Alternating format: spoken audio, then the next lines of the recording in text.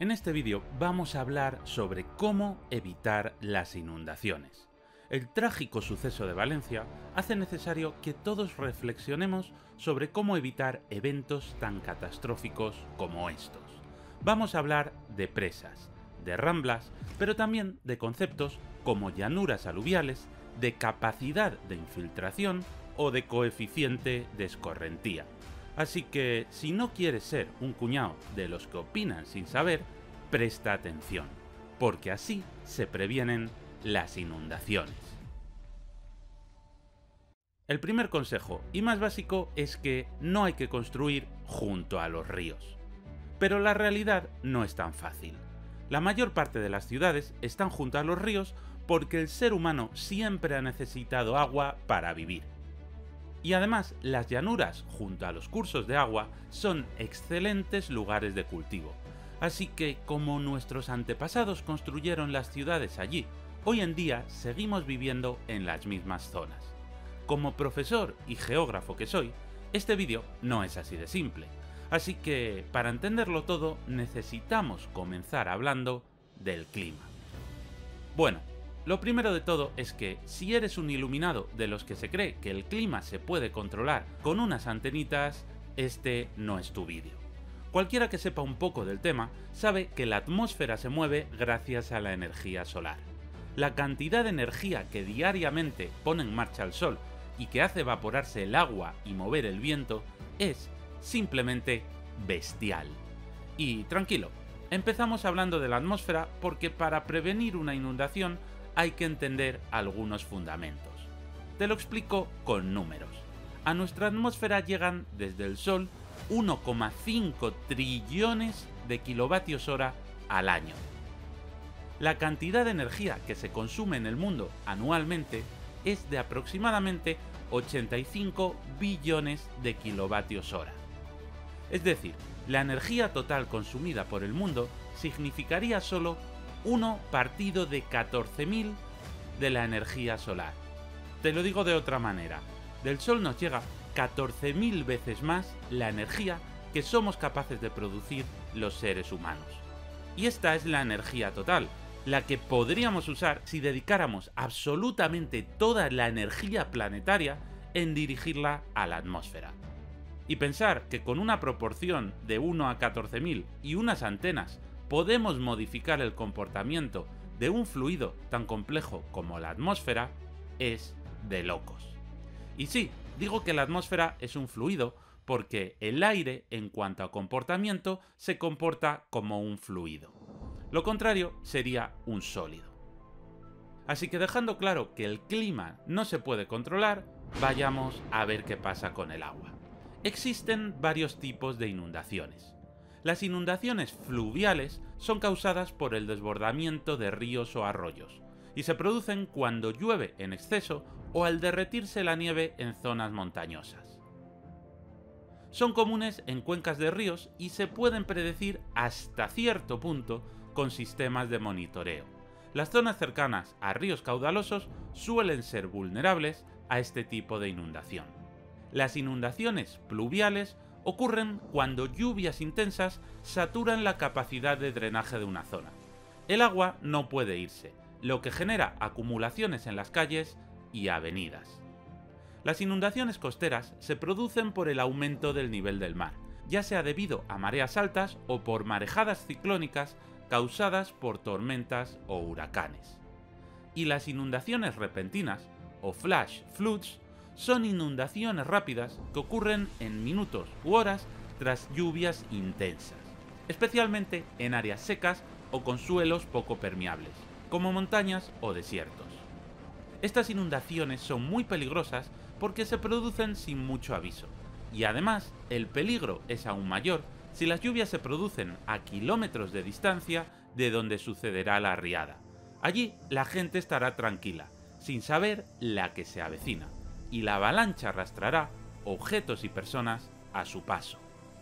Lo que ha sucedido en Valencia en 2024 es una inundación repentina debido a un tipo de tormenta, una dana, o lo que es lo mismo, una depresión aislada en niveles altos. Y esta dana dejó unas lluvias enormes. Bueno, Dicho esto, llevamos más de 100 años estudiando el clima y tenemos climogramas para saber en qué meses suele llover más, y también tenemos hidrogramas en los que vemos en qué meses nuestros ríos suelen llevar más agua. Y digo suelen porque en el clima los patrones se repiten, pero nunca son exactos año a año. Es decir, por ejemplo, en España la estación seca es el verano, pero no podemos predecir con exactitud si lloverán pocos o ningún día.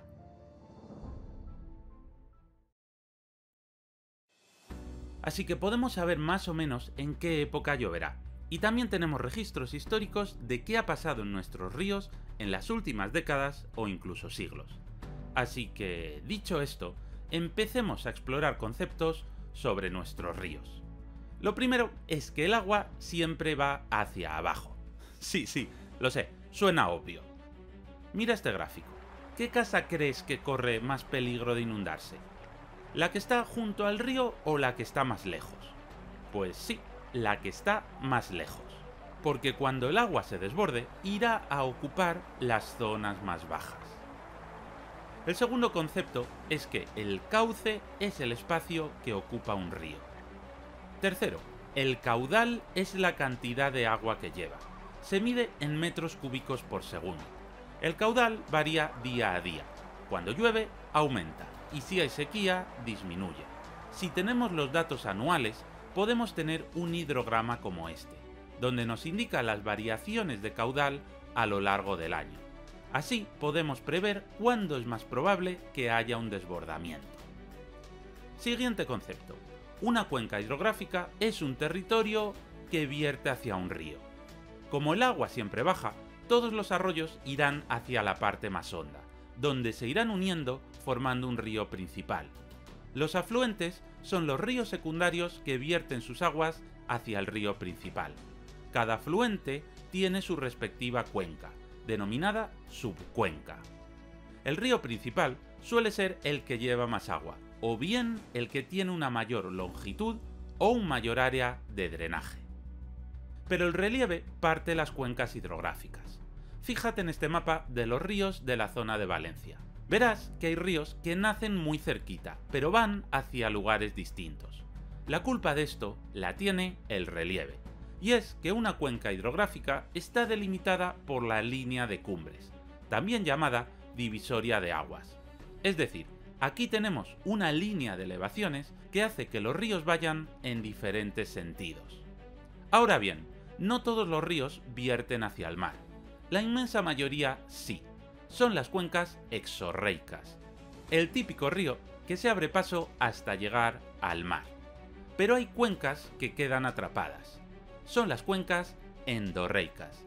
Se dan en regiones en las que el agua no tiene salida hacia el mar, sino que queda atrapada en depresiones o cuencas interiores, formando lagos, salares o humedales temporales.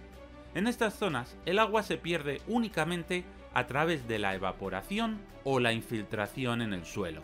Y tanto la evaporación como la infiltración son muy lentas. Así que si llueve mucho en la zona, o si el río trae mucho agua, la zona se inundará y el agua no podrá salir. El desastre estará garantizado. En España tenemos muchas de estas cuencas endorreicas, pero todas de escaso tamaño. Construir aquí es un error que acabará, seguro, en desastre. Antes de continuar, solo quiero recordarte que si esto te está resultando interesante y útil, no te olvides de darle a me gusta y de suscribirte. Esta labor de divulgación geográfica tiene un enorme trabajo detrás, y es necesario tu apoyo con un pequeño gesto como este. Muchas gracias. Como decía, la mayor parte de los ríos sí que vierten hacia el mar, pero aún así pueden provocar inundaciones. Como hemos dicho antes, el caudal es la cantidad de agua de los ríos, y no siempre es la misma. Igual que el caudal puede sufrir estiaje, es decir, llevar menos agua de lo normal, puede experimentar crecidas. Y una crecida o avenida es la elevación del nivel de un río. Durante la crecida, el caudal de un curso de agua aumenta. El río lleva muchos más metros cúbicos de agua. y el caudal puede aumentar tanto que el cauce, es decir, el lugar por donde discurre el río, pueda ser insuficiente para contenerlo. Entonces, el agua lo desborda e invade las zonas cercanas. Pero, como he explicado antes, la mayor parte de las inundaciones tienen un origen fluvial o pluvial, y muchas veces se suman estos dos factores. Si la crecida se produce en un solo afluente, la cantidad de agua puede ser absorbida por el río principal. Pero si son varios los afluentes que sufren una crecida, el cauce principal puede ser insuficiente. E incluso si esto sucede en toda la cuenca, podemos tener un enorme desastre. Así que, una vez que el río se desborda, ¿qué es exactamente lo que se inunda? Pues lo que se inunda es lo que conocemos como llanura aluvial, que es una zona plana en la cual se encuentra el cauce. Es decir, las llanuras próximas a los ríos son zonas inundables. Se trata de zonas vulnerables. Ahora bien, no todas las crecidas o avenidas son iguales. Las avenidas periódicas suceden todos los años o cada pocos años. Al ser recurrentes, el cauce del río suele ser suficiente. Y además, al ser previsibles, el ser humano no construye en las zonas de riesgo. Por ejemplo, aunque aquí veamos al río Guadalquivir con poco caudal, a nadie se le ocurriría construir aquí, porque los muros laterales nos indican que es previsible que crezca, y por eso se han edificado, para evitar que el agua se salga de ahí. Ahora bien, puede haber una avenida excepcional, que se sale de lo común, porque sucede solo una vez cada muchos años. Es lo que sucedería si el río desbordara los laterales. Al suceder una vez cada tantos años, no estamos preparados para ello, y supera nuestras expectativas. Estas crecidas generan daños económicos enormes, y solo podemos salvar vidas si tenemos una red de monitoreo operada en tiempo real, conociendo lo que está lloviendo, el caudal del río, y además tenemos que ser capaces de informar y evacuar a la población a tiempo. Es algo muy complicado, pero que con los medios actuales es posible. Y si habitamos ciudades como Córdoba, junto a un río, es porque llevamos 2000 años haciéndolo, porque se trata de una llanura aluvial con un suelo excepcional. Debido a las inundaciones periódicas, las llanuras aluviales suelen tener una fertilidad del suelo elevada, ya que los nutrientes se depositan con las aguas de las inundaciones. Hablo del limo. Además, las llanuras aluviales constituyen zonas muy interesantes para el desarrollo del riego, porque al ser tan planas, se puede desviar el agua del río fácilmente, mediante acequias, para así regar cualquier tierra de cultivo. Y precisamente, volviendo a la inundación de Valencia de 2024, tenemos que indicar que toda la zona donde está la ciudad es una llanura aluvial con un suelo excepcionalmente fértil. Por eso lleva estando habitada desde hace miles de años y por eso sigue estando muy densamente poblada. Así que el ser humano tiene la mala costumbre de vivir junto a los ríos, y vamos a seguir haciéndolo. Así que de vez en cuando se producirán crecidas excepcionales que debemos mitigar, porque en realidad no podemos prevenir las inundaciones. Si llueven 600 milímetros por metro cuadrado, no podemos evitarlo, pero lo que podemos hacer es mitigar, minimizar las consecuencias. Quizás te preguntes que si cada 20 o 30 o incluso 100 años viene una gran riada, ¿por qué nuestros antepasados no se marchaban de allí?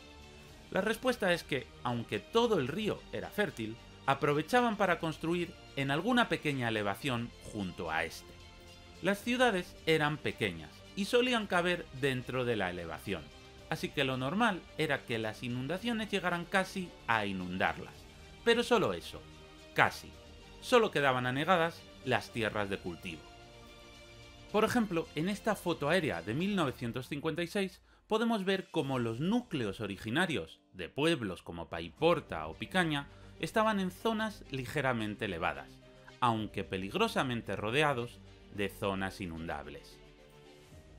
El problema es que la población ha crecido mucho, y el urbanismo moderno ocupa también muchísimo espacio, y hemos pasado a ocupar las tierras bajas, más allá de la elevación original. Un caso de manual lo tenemos en Toledo. La ciudad imperial está, desde tiempos de los romanos, sobre un peñasco imposible de inundar, un afloramiento granítico a cuyo alrededor gira el río Tajo. Pero la ciudad se eleva decenas de metros. Total, que el casco antiguo nunca se ha inundado. Jamás de los jamases. Ahora bien, la parte nueva, construida en el siglo XX, está abajo, en la llanura junto al río. Nos hemos quedado sin espacio. El urbanismo moderno, con sus anchas calles, necesita más, y ha habido que construir abajo, donde precisamente el riesgo de inundación es mucho mayor. Y esto básicamente ha sucedido en todo el mundo. Miles de ciudades estaban situadas en zonas vulnerables, pero sobre una pequeña elevación que las ponía a salvo. Pero el crecimiento de población de los últimos 100 años ha expandido las ciudades sobre las llanuras aluviales. Así que, aunque se respeta el espacio que los ríos ocupan en sus crecidas periódicas, no se respeta el espacio necesario para las crecidas excepcionales. Si volvemos a los pueblos valencianos inundados en 2024, vemos que las poblaciones se extendieron más allá de la zona segura, sobre zonas inundables. Y quizás te preguntes que ¿por qué? Pues porque quizás el río no alcanza ese nivel desde hace muchas décadas, o incluso desde hace un siglo. Y hace falta un nuevo barrio y eso está ahí, al lado. Nadie recuerda que nada sucediera. Nadie quiere recordarlo. El riesgo merece la pena. ¿Y el resultado? Pues el resultado ya lo conocemos todos. Millones de personas viven en zonas inundables. Existen mapas donde se muestran las áreas inundables en un periodo de retorno determinado.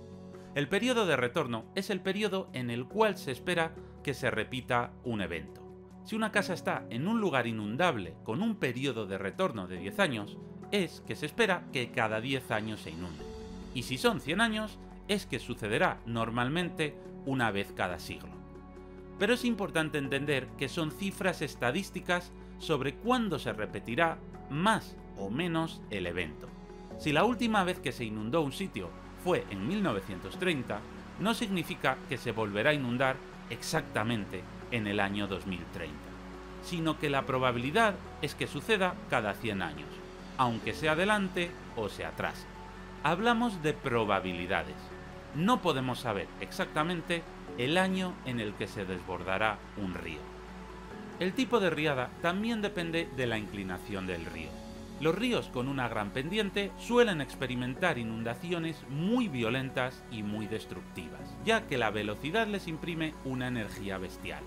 Eso sí, la riada puede durar solo minutos o pocas horas, porque tan pronto como llega, se va, dejando tras de sí un reguero de destrucción. Pero si la inclinación es menor, el río fluye más lento, y aunque el agua sube más lentamente, la riada dura mucho más. Puede durar horas, o si la zona es totalmente plana, si estamos en una cuenca endorreica, puede llegar a quedarse semanas, hasta que la tierra logre absorberla. En las riadas, la destrucción puede ser tremenda en los conos de deyección. Estos lugares, también llamados abanicos aluviales, son las zonas donde desembocan los valles torrenciales. Se trata de zonas planas y en forma de abanico donde llega la descarga torrencial, y al ser una zona plana, el agua se dispersa con una enorme fuerza. Fue lo que pasó en 1996 en el camping de Biescas, en los Pirineos. El camping estaba situado junto al cono de deyección de un torrente de montaña. Cayó una tormenta, vino la riada y arrasó. 87 muertos y casi 200 heridos. La zona en la que se encuentra la ciudad de Valencia es una llanura aluvial entre una serie de valles montañosos abruptos. Esta planicie se ha formado gracias a los sedimentos transportados durante miles de años por los ríos. Cada riada transportaba tierra y piedras desde las sierras, ampliando más y más la llanura.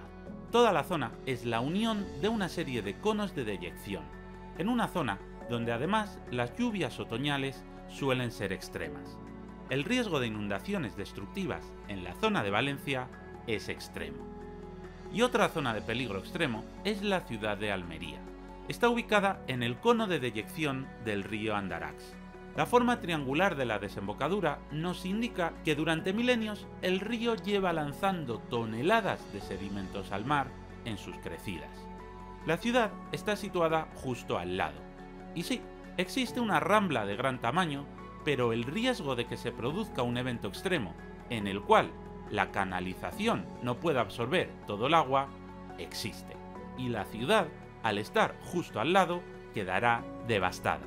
Y esto, tarde o temprano, sucederá. Como ves, la destrucción puede ser enorme. Así que, ¿cómo podemos mitigar las inundaciones? La protección contra las inundaciones incluye tanto medidas estructurales como las no estructurales. Las medidas estructurales consisten en obras, en estructuras, para evitar o aliviar las inundaciones. El ejemplo más famoso son los embalses.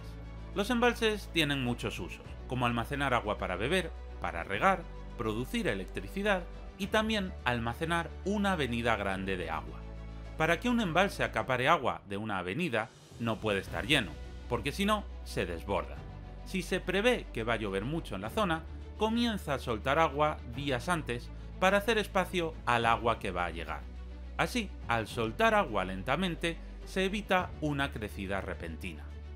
En la inundación de Valencia de otoño de 2024, los dos embalses del río Turia pudieron acaparar la mitad del agua que les llegó. Así redujeron a la mitad el agua del Turia, que estuvo cerca de desbordarse a su paso por Valencia. En España existe un bulo desde hace varios años de que el gobierno está destruyendo cientos de presas por la Agenda 2030 y varias mentiras más. Te lo explico. Desde hace años se están eliminando azudes y obstáculos fluviales de pequeño tamaño. Un azud de riego es una mini presa de 1 o 2 metros de altura que solo sirve para retener el agua y que así tenga una superficie tranquila desde la cual poder sacar acequias de riego. Desmontar este bulo es tan fácil como buscar fotos en internet. Encontraréis esto, esto o esto. Lo más grande, esto. Y esto no son presas, son azudes, que tienen un tamaño mínimo y no sirven para captar avenidas de agua. Esto es una presa, o esto, o esto. Los azudes de riego que se han eliminado era porque estaban en desuso o en peligro de ruina. A ver si así queda claro. Esto es una presa y esto es un azud. Esto no se derriba y esto, si no sirve para nada, sí. Esto retiene grandes cantidades de agua y esto ni alivia la sequía ni absorbe una crecida. Así que en España no se han destruido presas. Pero de todas maneras, las presas tampoco son la solución para todas las crecidas. Igual que no puede haber un hospital en cada calle, no puede haber una presa en cada río. Especialmente porque en España muchos ríos son así. Las presas son obras tremendamente caras y hay que hacerlas encajonadas entre montañas. En una llanura no se pueden hacer, y las inundaciones suelen suceder ahí, en las llanuras. Lo peor de la inundación en Valencia sucedió cuando se desbordó la Rambla del Pollo, un torrente de un tamaño minúsculo donde, lógicamente, no se puede construir una presa por si acaso. Básicamente porque en España hay decenas de miles de barrancos similares. Un barranco es básicamente una depresión donde cuando llueve corre algo de agua, pero si llueve una bestialidad, todo el agua irá allá. Otro tipo de obra estructural es la modificación del cauce, como por ejemplo dragarlo para que sea más ancho o profundo, limpiar la vegetación u otros residuos, pavimentar el lecho o las paredes o enderezarlo. Todo esto ayuda a aumentar la velocidad del agua que pasa por allí, y cuanto más rápido se vaya, menos probable es que se desborde. Las riberas artificiales también aumentan la capacidad del canal y mantienen toda el agua dentro del mismo, dándole una altura extra. Al enderezar el canal eliminando los meandros, se reduce el riesgo de que el agua rompa la orilla del río en la parte exterior de las curvas, donde la corriente es más rápida y el nivel es más alto. Por ejemplo, hablando de las inundaciones de Valencia, estos meandros que hace el Barranco del Pollo son todo un error, porque ralentizan el agua y la hacen desbordarse. También se pueden hacer cauces de alivio, que son canales de desvío artificiales que envían las aguas fuera de los centros urbanos. Básicamente, es la idea del Plan Sur de Valencia. El río Turia trazaba una amplia curva alrededor de la ciudad, pero tras las tremendas inundaciones de 1957, se decidió construir una rambla artificial, gigante, por donde desviar el río. Este cauce, grande, pavimentado en los laterales y recrecido, permite evacuar una enorme cantidad de agua. Se trata de obras caras, pero para las cuales, además de dinero, hace falta espacio. Dependiendo de si aún queda campo o toda la zona está ya construida, se puede o no se puede construir. Y también depende de la localidad que haya que proteger, porque tampoco es viable construir una infraestructura así de gigantesca al lado de cada pueblo. Pero más allá de las obras, existen las llamadas medidas no estructurales, que consisten en establecer el uso de los terrenos aluviales mediante leyes, zonificando los usos del suelo. Así se puede prohibir, por ejemplo, que en las zonas inundables se construyan viviendas o pisos subterráneos. Por volver al ejemplo de Valencia, este vídeo está siendo elaborado mientras aún hay 1900 desaparecidos. Los sótanos de los edificios de los pueblos inundados aún no se han desaguado, y se cree que puede haber decenas o incluso centenares de muertos allí abajo. La zonificación es otro medio efectivo. Al destinar el terreno inundable para la agricultura o los parques, se protege la zona aluvial, y se puede evacuar fácilmente a quienes estén allí. Prohibir la construcción en zonas de alto riesgo también es fundamental, porque luego vienen las desgracias y además toca pagarlo con los impuestos de todos. Además, la zonificación también previene los usos del terreno que puedan reducir su capacidad de almacenamiento de agua, porque la capacidad del suelo para absorber agua es fundamental. Cuanta más agua pueda absorber el suelo, menos agua correrá por el río y menos se inundará. Así que se pueden realizar intervenciones que ayudarán a reducir o demorar el flujo de agua de los terrenos y aumentar la infiltración. Por ejemplo, aumentar la cubierta vegetal o realizar buenas prácticas agrícolas que mantengan el suelo mullido. La capacidad de infiltración depende de varios factores. Un suelo desagregado y permeable tiene una mayor capacidad de infiltración que un suelo arcilloso y compacto. Pero la velocidad con la que cae el agua también influye. La lluvia fina pero constante puede ser absorbida bien por la tierra y enviada a los acuíferos. Pero una lluvia torrencial colmata los poros superficiales, reduciendo la infiltración y aumentando la escorrentía. Las ciudades construidas en los márgenes de un río o arroyo, a causa de la impermeabilización para construir las calles, aceras y edificios, reducen la capacidad de infiltración. Para saber si un lugar u otro es más o menos permeable, utilizamos el coeficiente de escorrentía, que relaciona la lámina de agua caída sobre una superficie y la lámina de agua que escurre superficialmente. Es decir, si caen 100 milímetros y escurren 100 milímetros, es que el suelo no absorbe nada, y nos da un coeficiente de 1. Si caen 100 milímetros y solo escurren 50, es que el suelo ha absorbido la mitad, y nos da un coeficiente de 0,5. Para evitar inundaciones, es fundamental lograr espacios que tengan un bajo coeficiente de escorrentía. El cálculo, cuanto más se aproxime a 0, mejor. Como puedes ver en esta tabla, los terrenos que mejor absorben agua son los suelos forestados, los parques, los prados y los terrenos cultivados. El suelo urbano va absorbiendo menos cuanto más denso sea. Las casas unifamiliares, al tener jardín, absorben más que las calles totalmente asfaltadas. Y claro, Luego está que si el suelo está muy saturado porque ya ha llovido mucho, tampoco puede absorber más. Es decir, este charco de aquí se forma porque la hierba no puede tragar más agua. Así que, en general, una ciudad absorbe menos agua que una zona natural. Todas las medidas no estructurales, al ser preventivas, son más baratas que las estructurales, pero lo mejor es combinar las dos. Como no podemos irnos a vivir a la cueva, tenemos que encontrar el equilibrio entre las intervenciones estructurales y las no estructurales. Y además de todo esto, es fundamental que los sistemas de alerta funcionen. De nada sirve saber con días de antelación que es muy probable que se forme una enorme tormenta si las autoridades no toman nota.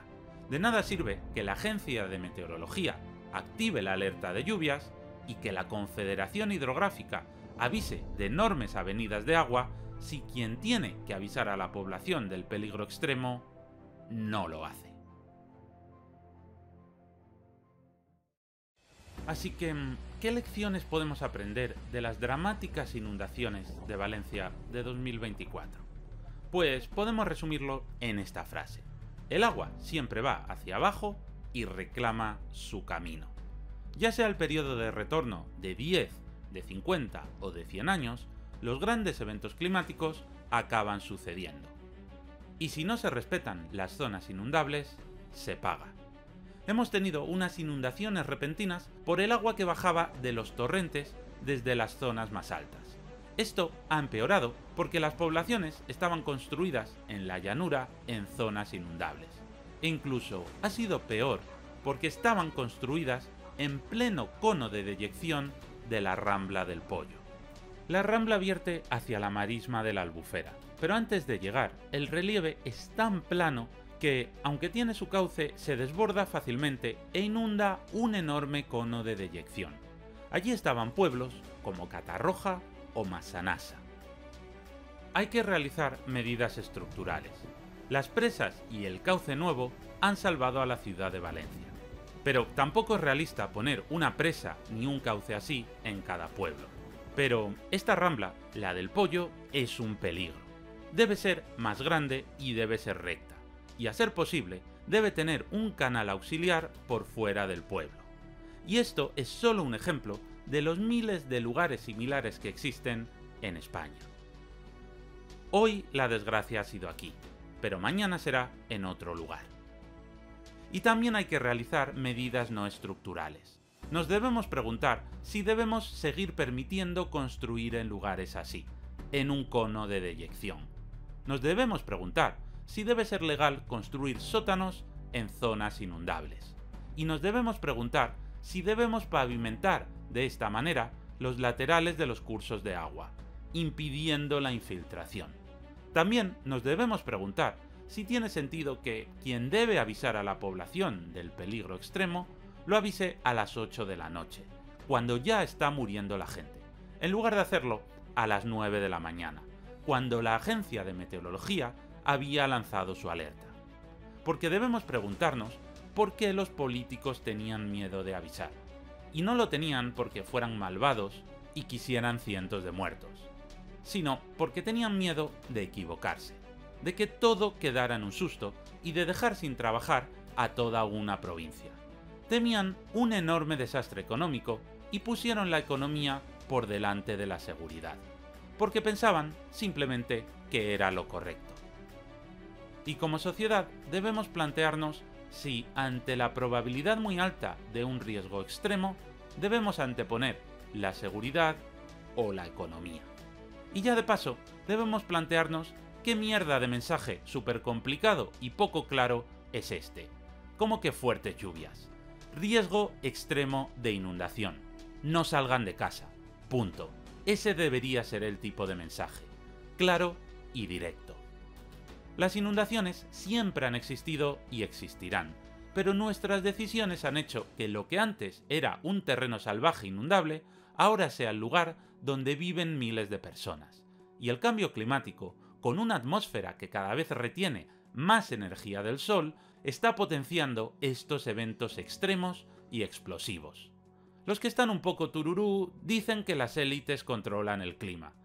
Pero los que entendemos un poco cómo funciona la atmósfera, sabemos que el aumento de temperatura significa que hay más energía en el sistema Tierra, y que eso lleva a un clima más violento e inestable. Las decisiones al respecto son nuestras. Podemos elegir nuestra conspiración favorita o actuar. Si la información de este vídeo te ha sido útil, no te olvides de dejar tu me gusta y de suscribirte. Tampoco olvides reenviarlo a quien creas que debe conocer esta información. En este canal encontrarás interesantes documentales de geografía, historia, geopolítica y muchos temas más que te ayudarán a comprender un poquito mejor nuestro mundo. Muchas gracias por tu atención y hasta pronto.